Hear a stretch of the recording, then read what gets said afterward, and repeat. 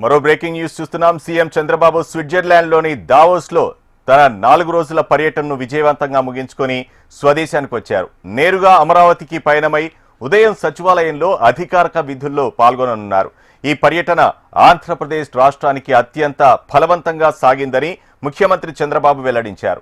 కేవలం 3 రోజుల సమావేశాల ద్వారానే గ్రీన్ ఎనర్జీ, ఏఐ, వ్యవసాయం, టూరిజం వంటి కీలక రంగాల్లో సుమారు 2,50,00,000 రూపాయల పెట్టుబడులు సాకారమయ్యాయని ఆయన వివరించారు.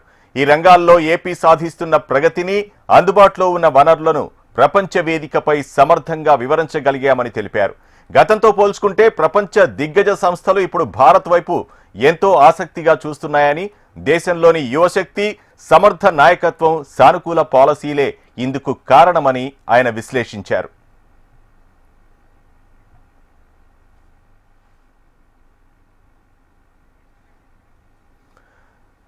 సీఎం చంద్రబాబు స్విట్జర్లాండ్లోని దావోస్లో తన 4 రోజుల పర్యటనను ముగించుకొని విజయవంతంగా స్వదేశానికి వచ్చారు. నేరుగా అమరావతికి పయనమై ఉదయం సచివాలయంలో అధికారిక విధుల్లో పాల్గొన్నారు. ఇదే అంశానికి సంబంధించి మరింత సమాచారం హరికిషన్ అందిస్తారు. హరికిషన్.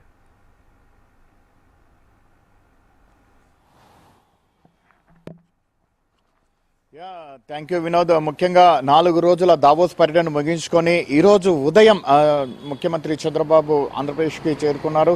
అయితే ఆయన మరి కాసేపట్లో రాష్ట్ర సచివాలయంలో 5వ నెంబర్ బ్లాక్లో ఏర్పాటు చేసినటువంటి ఎస్ఎల్బీసీ సమావేశంలో పాల్గొనబోతున్నటువంటి పరిస్థితి ఉంది. స్టేట్ లెవెల్ బ్యాంకర్స్ కమిటీకి సంబంధించి ఇప్పటికే గత కొన్ని రోజుల నుంచి కూడా చర్చలు నడుస్తున్నాయి. ముఖ్యంగా ఏదైతే రాష్ట్ర అభివృద్ధిలో పూర్తిగా బ్యాంకర్లు కీలక పాత్ర పోషించాలని చెప్పేసి కూడా ఆయన చెప్పినటువంటి నేపథ్యంలో ఈ సదస్సు అయితే కీలకంగా మారబోతోంది. ప్రధానంగా రాష్ట్రానికి సంబంధించినటువంటి మహిళలైతేనేమి, అలాగే యువత అయితేనేమి, అలాగే గ్రామీణ ప్రాంతానికి సంబంధించినటువంటి రైతులైతేనేమి, వీరందరూ కూడా ఆర్థికంగా ఎదగాలంటే ముందు బ్యాంకర్స్ అందరూ కూడా సహకరించాలి. కాబట్టి కంప్లీట్గా వీటిపైన అంటే ఈ బ్యాంకర్స్ కమిటీ ద్వారా, ఈ సదస్సు ద్వారా రాష్ట్ర ప్రభుత్వం ఏమేమి కార్యక్రమాలు చేయబోతోంది, దానికి సంబంధించి బ్యాంకర్స్ ఏ రకమైనటువంటి సహాయ సహకారాలు అందించాలి అన్న దానిపైన కూడా ఈ సదస్సులో చర్చించబోతున్నటువంటి పరిస్థితి ఉంది. గతంలో కూడా ఈ కమిటీ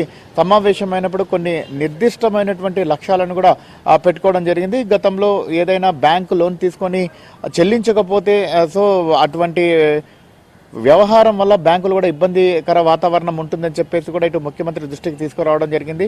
అయినప్పటికీ కూడా చాలా వరకు ఇటు లోన్ల వ్యవహారానికి సంబంధించి కంప్లీట్గా కూడా పూర్తిగా ఎటువంటి ఇబ్బందులు తలెత్తకుండా ఉండేలా వీరికి ఎవరైతే బెనిఫిషియర్స్ ఉన్నారో వారికి అందే విధంగా చర్యలు తీసుకోవాలని చెప్పేసి కూడా ముఖ్యమంత్రి బ్యాంకర్లను కోరడం జరిగింది. ఈ నేపథ్యంలోనే ఈరోజు సచివాలయంలో 5వ బ్లాక్లో జరగబోయేటటువంటి ఈ బ్యాంకర్ల సదస్సు అయితే ప్రాధాన్యత సంతరించుకుంది.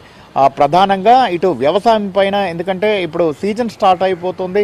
ఈ నేపథ్యంలోనే ఇప్పుడు పంటలు వేయాలంటే ఖచ్చితంగా బ్యాంకు నుంచి లోన్లు తీసుకోవాల్సిన పరిస్థితి వస్తుంది. అలాగే ఎరువులు కొనాలన్నా, అలాగే ఏదైనా పెట్టుబడి పెట్టాలన్నా కూడా దీనికి సంబంధించి గ్రామీణ ఆర్థికాభివృద్ధి అంతా కూడా రైతులతో ముడిపడి ఉంటుంది. కాబట్టి కంప్లీట్గా కూడా బ్యాంకులు సహకరిస్తేనే రైతులకు లోన్లు వస్తాయి, తద్వారా పంటలు పండించుకునేందుకు అవకాశం ఉంటుంది. మరోవైపు ఇటు మహిళలకు సంబంధించి స్వయం ఉపాధికి ఇప్పటికే గతంలో టీడీపీ ప్రభుత్వం అంటే అధికారంలోకి వచ్చిన తర్వాత మహిళలు స్వావలంబన పెరిగే విధంగా, వారి కాళ్ళ మీద వారు నిలబడే విధంగా, వారు ఆర్థికాభివృద్ధి సాధించే విధంగా చాలా అడుగులు వేసింది. ఈ నేపథ్యంలోనే మహిళా సంఘాలకు, స్వయం సేవా సంఘాలకు ఏవైతే ఉన్నారో వారికి కూడా బ్యాంకర్ల ద్వారా లోన్ ఇప్పించడం, వారిని స్వశక్తులుగా ఎదగని ఇవ్వడం, ఇటువంటి కార్యక్రమాలకు కూడా శ్రీకారం చుట్టినటువంటి నేపథ్యం అందరికీ తెలిసిందే. మరోవైపు ఎంఎస్ఎంఈలకు సంబంధించి ప్రతి నియోజకవర్గంలో ఒక యూనిట్ని ఏర్పాటు చేయాలని చెప్పేసి కూడా రాష్ట్ర ప్రభుత్వం అత్యంత ప్రతిష్టాత్మకంగా